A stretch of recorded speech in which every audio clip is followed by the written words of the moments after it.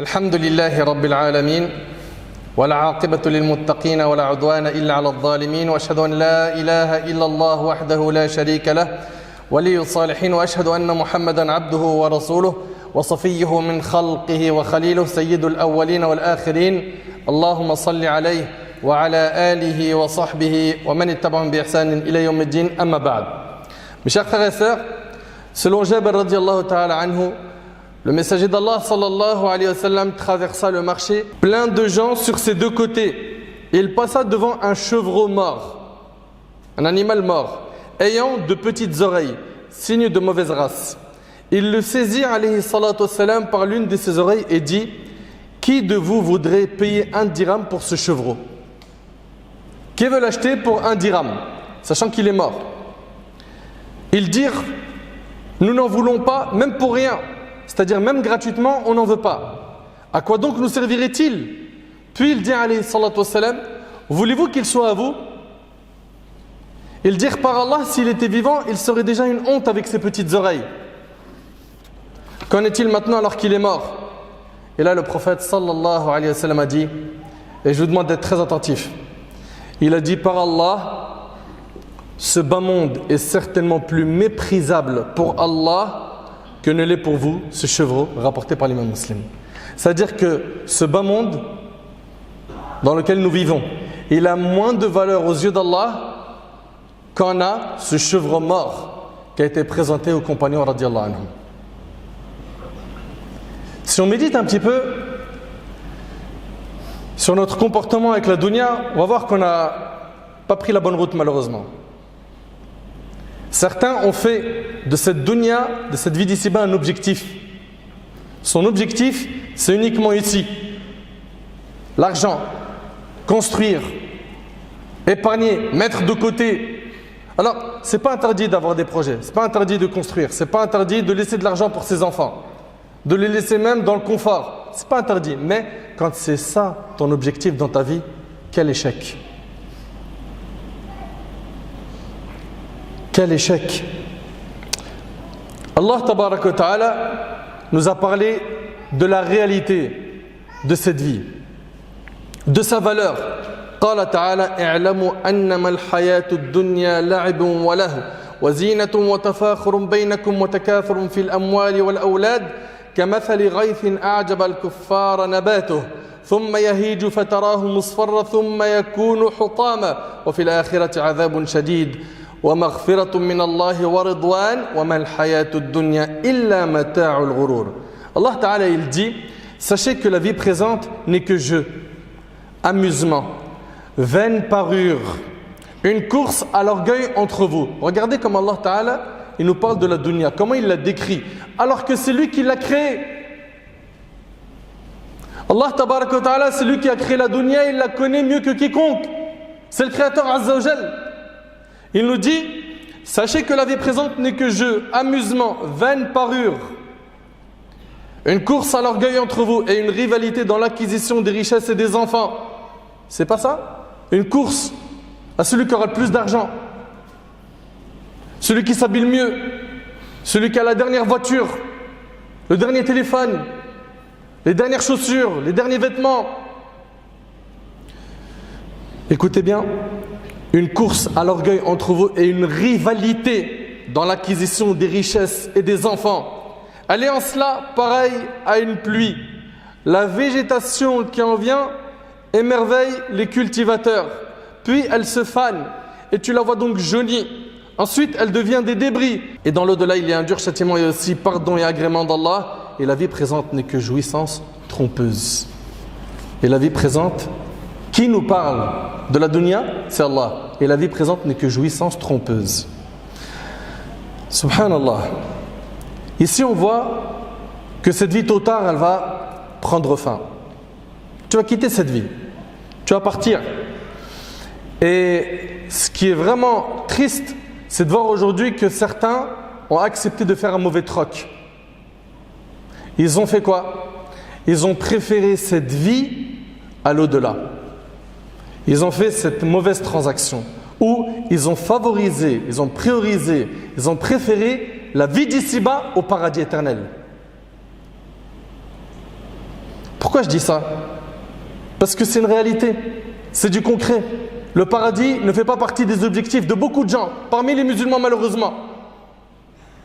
Tu vas lui dire, tu veux le paradis, il va te dire oui. Mais est-ce que ça suffit de dire oui? Dans tes actions, il mange l'argent sale. Ça ne lui fait aucun problème.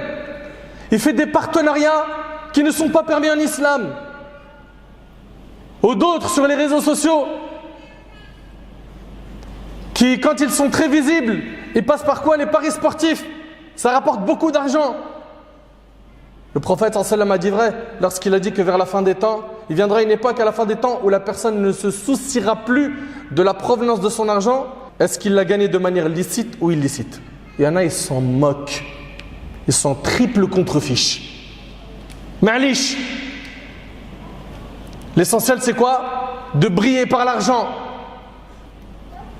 Inna lillahi wa inna ilayhi raji'un. Allah tabaraka wa ta'ala il nous dit dans le Coran فَمَا مَتَاعُ الْحَيَاةِ الدُّنْيَا فِي الْآخِرَةِ إِلَّا قَلِيلٌ. Or la jouissance de la vie présente ne sera que peu de choses comparée à l'au-delà. Quand on regarde dans le Coran et on regarde comment Allah subhanahu wa ta'ala a parlé de la dunya, la vie d'ici-bas, est-ce qu'il en a fait plus d'éloges ou de blâme? Il a plus blâmé cette vie d'ici-bas qu'il en a fait l'éloge, Azza wa Jal. Pourquoi? Parce que malheureusement, cette dunya, c'est un piège. C'est un piège qui a égaré plein de gens du droit chemin. Ils ont oublié Allah, pourquoi? Pour se concentrer sur la monnaie, l'argent. Il y en a certains, tu parles avec eux, dans son cerveau, à part l'argent, il n'y a pas grand-chose. Une divinité adorée en dehors d'Allah. Il va falloir détruire cette idole. Ahbab al-kiram, Ibn al-Qayyim rahimahullah il dit Al-Qur'an mamlou'un min at-tazhid fi ad-dunya. Le Coran nous appelle à maintes reprises à quoi? À ne pas nous attacher à la dunya. Et le Coran nous informe de la petitesse de cette vie d'ici-bas et qu'elle va partir rapidement. Cette dunya va disparaître rapidement. Le prophète sallallahu alayhi wa sallam nous a décrit la dunya, il nous a dit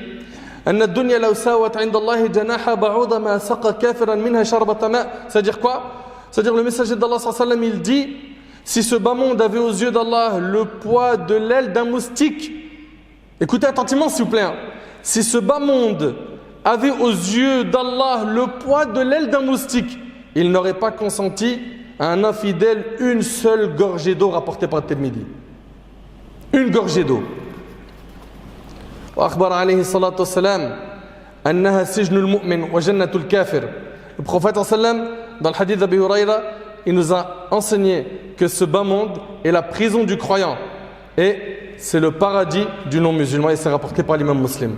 Abdullah ibn Umar radiyallahu anhu il rapporte le messager d'Allah sallallahu alayhi wa sallam me saisit par les épaules et dit sois dans ce monde comme si tu étais un étranger ou quelqu'un de passage. Nous, on sait que cette vie elle a pour objectif, en tant que musulmans, de nous permettre de construire l'autre vie. L'autre vie qui est où? Au paradis. Le monde éternel. Nous sommes ici pour cela. Et il y en a, ils l'oublient. Il y en a, ils pensent qu'on vit qu'une seule fois. C'est ici, stop. Non, tu te trompes. Il y a une vie sur terre, il y a une vie dans la tombe, Alamul Barzakh, et après le jour du jugement, c'est soit le paradis, soit l'enfer. Fariqun fil jannah wa fariqun fis sa'ir. Allah Ta'ala il nous a dit, il y aura un groupe qui sera au paradis et un groupe qui sera puni, châtié par Allah. Ibn Umar radiyallahu anhu disait, quand tu es au soir, n'attends pas le matin, et quand tu es au matin, n'attends pas le soir. C'est-à-dire quoi? Ne repousse jamais une bonne action à ce soir. Où tu dis, je la ferai mais demain matin. Yahi, ma soeur, qu'est-ce que tu en sais que tu vas vivre jusqu'à atteindre le soir? Tu veux faire une bonne action, ne la retarde pas. C'est maintenant. Moi, j'aimerais bien reprendre la prière sérieusement. Mais t'attends quoi? J'ai envie d'arrêter l'argent sale. Je me donne encore un délai de 2-3 mois. Mais imagine, tu meurs. Tu meurs dans cette situation. Tu t'es pas repenti. Pourquoi est-ce que tu t'exposes à ce danger, à ce risque? À ce point, cette vie, t'as eu? Alors qu'on vient de voir que cette vie, elle a moins de valeur qu'un chevreau mort aux yeux d'Allah. Vous imaginez un peu un chevreau mort? Et c'est pour ce chevreau mort, cette dunya, que les gens s'entretuent pour des affaires d'héritage. Ou bien pour des transactions qui ne se sont pas passées comme il le fallait dans un commerce, avec un associé ou un client ou autre. Ils s'entretuent pour l'argent. Et Abdullah ibn Omar, il dit, profite de ta santé avant ta maladie et de ta vie avant ta mort, rapporté par l'imam al-Bukhari. Selon Amr ibn Auf al-Ansari, le prophète sallam, il dit dans la fin du hadith, ce n'est pas la pauvreté que je crains désormais pour vous. Vous écoutez, Allah ibarik fikum, mal faqra akhsha alaykum. Il n'a pas peur pour nous de la pauvreté. Mais je crains plutôt qu'on étende sur vous les largesses de ce bas monde, comme on les a étendues sur vos prédécesseurs, puis vous vous querelliez alors à leur sujet comme ils se sont querellés et que vous périssez comme ils ont péri. Combien sont nombreux ceux qui sont rentrés dans le commerce, le business, et je ne dis pas que c'est haram, mais qui n'avaient qu'un seul but, c'était dunya, l'argent, c'est tout. Ils n'ont pas compris que cette vie, et on va vous le répéter à plusieurs reprises, c'est un champ dans lequel nous plantons des graines pour récolter le fruit de notre travail le jour du jugement. Tu es ici pour planter des graines. Cette vie, c'est un champ. Non. Ils s'en moquent du champ. Le plus important, c'est l'argent. Et il fait les comptes avec son associé, ils partent en guerre, tribunal, etc., prud'homme. Pourquoi? Dunya. La dunya les a piégés. Et le prophète me dit, et que vous périssez comme ils ont péri. أخبر كذلك عليه الصلاة والسلام أنه يتبع الميت أهله وماله وعمله فيرجع أهله وماله ويبقى عمله. Anas radiyallahu anhu, il rapporte que le prophète sallallahu alayhi wa sallam a dit, trois choses accompagnent le mort jusqu'à sa tombe, sa famille, sa fortune et son œuvre. Deux d'entre elles retournent et une seule reste. Sa famille et sa fortune retournent et son œuvre reste avec lui, rapporté par l'imam al-Bukhari et Muslim. Subhanallah, le prophète sallallahu alayhi wa sallam, dans le hadith d'Abdullah ibn Shikhir radiyallahu anhu, il rapporte, ce compagnon, je me rendis auprès du prophète sallallahu alayhi wa sallam alors qu'il récitait le chapitre l'amour du plus avoir.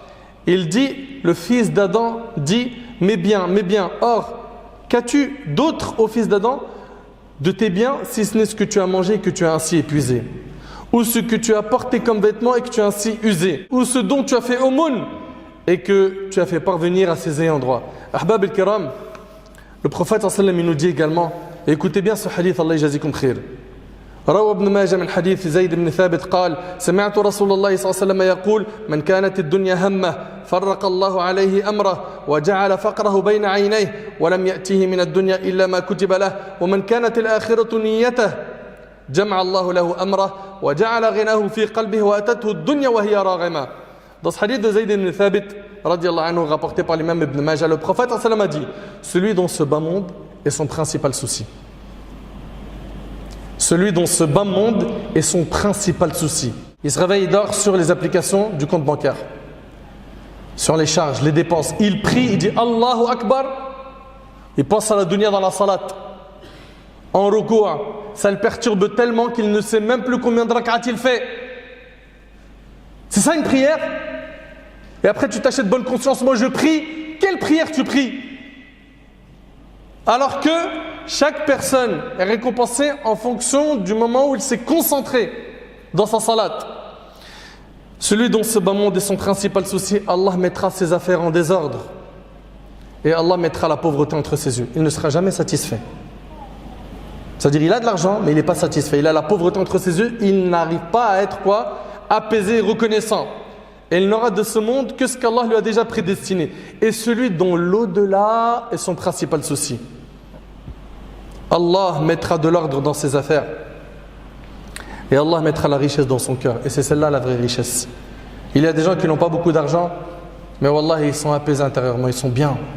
Ils sont bien dans leur peau. Ils dorment bien. Pas d'ennemis, pas de dettes, pas de problèmes. Écoutez bien, Allah mettra la richesse dans son cœur et l'ici-bas viendra à lui malgré lui. C'est-à-dire quoi? Ce bas monde viendra à lui contraint et forcé. Comme il a placé l'au-delà comme objectif premier, lui qui voulait se marier, Allah il va lui ramener le mariage facilement. Lui qui voulait avoir des diplômes, Allah il va lui faciliter.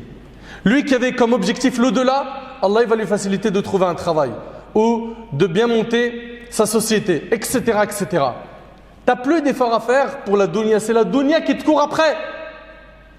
Mais ça a une condition, c'est que toi, tu t'investis pour l'au-delà surtout.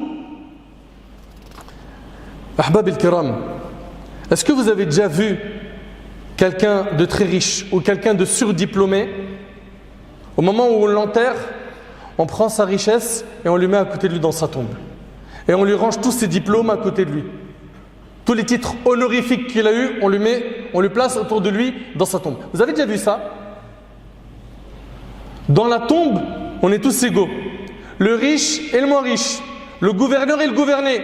C'est un tissu blanc et on est tous à l'intérieur de la terre. Il n'y a pas un match, je vais me réserver moi une place VIP avec une vue sur je ne sais quoi et des options. On est tous dans le même trou. Réfléchissons un petit peu sur notre attitude. Nous qui courons derrière la dunya du matin au soir. Observez ceux qui sont autour de vous. Regardez ceux qui ont 60, 70, 80 ans. Posez-leur la question, avez-vous vu le temps passer? Vous-même, vous qui êtes assis devant moi, vous qui m'écoutez, regarde ton âge. Est-ce que tu as vu ces années passer? Toi qui as 30, 40 ou moins, tu les as vues ces années passer? Tu vas me dire non, c'est passé trop vite. Et demain tu seras dans ta tombe. Est-ce qu'on est prêt? Ahbab al-Kiram, يعرف قدر الدنيا من جعلها مزرعة للآخرة. Celui qui connaît réellement la valeur de cette vie d'ici-bas, c'est celui qui en a fait un champ. Pourquoi? On a dit pour planter des graines. Et où est-ce qu'il va récolter les fruits de son travail? C'est le jour du jugement. Il y en a, ils vont être surpris de ces montagnes des hasanat qui les attendent. Pourquoi? Sur terre, ils sont restés focus sur quoi? Al-akhira, l'au-delà. Oui, on a des occupations, on a des responsabilités. Oui, on doit travailler pour nourrir notre famille. C'est normal.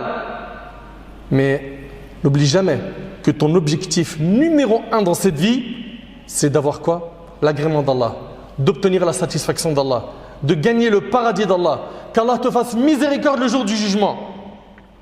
Ahbab al-Kiram, celui qui a connu la vraie valeur de cette dunya, c'est celui qui l'a utilisée pour obtenir l'autre vie. Tout en sachant qu'on n'est pas en train de dire que tu n'as pas le droit de jouir des plaisirs de cette vie. Allah Ta'ala nous dit وَلَا تَنْسَ نَصِيبَكَ مِنَ الدُّنْيَا. N'oublie pas ta part dans la vie d'ici-bas. Tu as le droit de manger, de te divertir, de sortir, mais dans un cadre licite. Dans un cadre qui ne met pas en colère ton Seigneur. Et sans en faire le seul objectif de ta vie. C'est quoi ton objectif dans la vie? C'est de jouer, m'amuser, rigoler. Mais vous êtes sérieux là? Vous avez oublié pourquoi Allah Ta'ala nous a créés? A réellement connu la valeur de cette vie, celui qui va préserver ses yeux, ses oreilles, de voir et d'écouter ce qui est haram.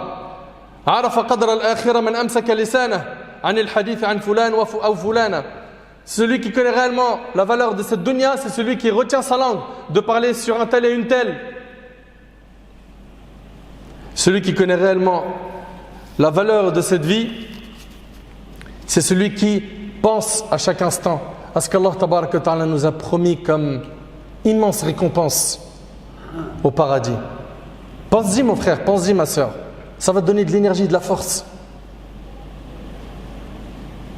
Le combat que tu mènes contre ton ego, contre tout ce qui t'emmène vers le haram, il vaut largement le coup. C'est Al-Jannah et c'est le khouloud fil Jannah. C'est l'éternité au paradis. Ne sois pas parmi les perdants يوم القيامة. روى الترمذي عن عبد الله بن مسعود رضي الله عنه قال نام رسول الله صلى الله عليه وسلم على حصير فقام وقد أثر في جنبه فقلنا يا رسول الله لو اتخذنا لك وطاء فقال ما لي وللدنيا ما أنا في الدنيا إلا كراكب استظل تحت شجرة ثم راح وتركها. Selon Abdullah ibn Mas'ud radiallahu anhu, le messager d'Allah sallallahu alayhi wa sallam s'est couché sur une natte. À son réveil, ses côtés portaient les traces de la natte. Nous dîmes, ô messager d'Allah, que dirais-tu si nous t'achetions un tapis, quelque chose de confortable pour que tu puisses dormir dessus? Il dit, qu'ai-je à faire avec ce bas monde? Je n'y suis que comme un cavalier qui se mit à l'ombre d'un arbre puis partit en le laissant. Rapporté par Tirmidhi. Pour lui, alayhi salatu wassalam, vous imaginez un peu, il résume sa vie dans le dunya comme un cavalier qui se met sous l'ombre d'un arbre et il part en laissant cet arbre. Cette dunya, c'est une ombre. On va la quitter un jour. Arrêtons de nous attacher aveuglement à cette dunya. Tellement ils se sont attachés à la dunya, ils ne veulent plus faire marche arrière et toucher un 1500 €, un 2000 €, un SMIC ou un salaire, on va dire, qui lui permet de tenir son foyer, mais pas celui qui est gagné dans le haram. Pourquoi? Il a vu trop d'argent dans sa vie. Combien de fois j'ai parlé avec des jeunes, il y en a, il m'a dit, je joue au paris sportif, je gagne tout le temps. Je gagne tout le temps. Chaque fois que je joue, je gagne. Alors qu'on connaît très bien la réalité des paris sportifs. Très peu sont les gains. Tu vas mettre 10 €, c'est vrai, tu vas peut-être gagner une fois 200 ou 300 ou 400 €. Mais après, combien d'argent tu vas investir et tu auras zéro en retour? Sans compter que tu t'exposes à la colère d'Allah. Parce que c'est un grand péché qui s'est banalisé. Et dont un grand nombre de musulmans aujourd'hui en font la promotion sur Instagram, TikTok, etc. Pourquoi? On gagne de l'argent. Ils mangent à tous les râteliers. Ils s'en moquent de manger halal ou haram. L'essentiel, c'est gagner de l'argent. Je ne peux pas être un influenceur et être pauvre. Je ne peux pas être influenceur et j'ai pas d'argent. Et je ne vais pas à Dubaï comme les autres. Il faut que je me distingue, il faut que je leur montre, j'ai de l'argent moi aussi. À tous les prix, vous voulez de l'argent, les frères? Mes sœurs, à tous les prix. Où sont vos valeurs? Où est votre identité islamique? Où est votre dîn? C'est pas normal, wallahi. Pour terminer, ahbab al-kiram, Allah tabarak wa ta'ala il nous dit فَأَمَّا مَنْ طَغَى وَآثَرَ الْحَيَاةَ الدُّنْيَا فَإِنَّ الْجَحِيمَ هِيَ الْمَأْوَى وَأَمَّا مَنْ خَافَ مَقَامَ رَبِّهِ وَنَهَى النَّفْسَ عَنِ الْهَوَى فَإِنَّ الْجَنَّةَ هِيَ الْمَأْوَى. Quant à celui qui aura dépassé les limites et aura préféré la vie présente, alors l'enfer sera son refuge. Et pour celui qui aura redouté de comparaître devant son Seigneur et préserver son âme de la passion, le paradis sera alors son refuge. Qu'Allah subhanahu wa ta'ala nous accorde une bonne fin. Qu'Allah azza wa jalla nous accorde la clairvoyance, la bonne compréhension de sa religion. Ahbab al-kiram, ne comprenez surtout pas de mon discours qu'il est interdit d'étudier, qu'il est interdit d'exceller dans les études profanes, qu'il est interdit de monter une société, qu'il est interdit de gagner de l'argent. Il y avait parmi les compagnons des riches, Saad ibn Rabi', Uthman ibn Affan, Abdurrahman ibn Auf, ils étaient riches. Sulayman alayhi salam, il avait un royaume extraordinaire et c'était un prophète. Mais la dunya n'est pas rentrée dans leur cœur. Elle était dans leurs mains. C'est eux qui contrôlaient la dunya et non l'inverse. Et quand la porte s'ouvrait pour investir pour l'au-delà, c'était les premiers. Vous aujourd'hui qui, par la grâce d'Allah, avez beaucoup d'argent, posez-vous la question, la dernière fois que vous avez fait une aumône, c'est quand? Allah Ta'ala, il vous a ouvert la porte. Alhamdulillah, vous mangez, vous buvez, vous avez un toit, vous avez tout, vous êtes dans le confort. La dernière fois que vous avez fait des dons, c'est quand? Cet argent, vous l'utilisez à bon escient ou pas? Est-ce que vous sortez zakat el-mal dessus ou pas? Est-ce que vous savez calculer la zakat ou non? C'est triste de voir qu'aujourd'hui, beaucoup de musulmans ne connaissent rien à tout cela. Ne connaissent rien aux règles de notre religion concernant sadaqa, zakat, etc. Enfin, qu'on se réforme et qu'on comprenne que nous sommes ici pas pour faire de l'argent, ce n'est pas l'objectif ultime du croyant sur terre. Nous sommes ici pour planter des graines sur ce champ qui s'appelle la dunya, afin de récolter le fruit de notre travail. Fi al-akhirah, sallallahu subhanahu wa ta'ala an yanfa'ani bima qultu wa yanfa'akum bima sami'tum.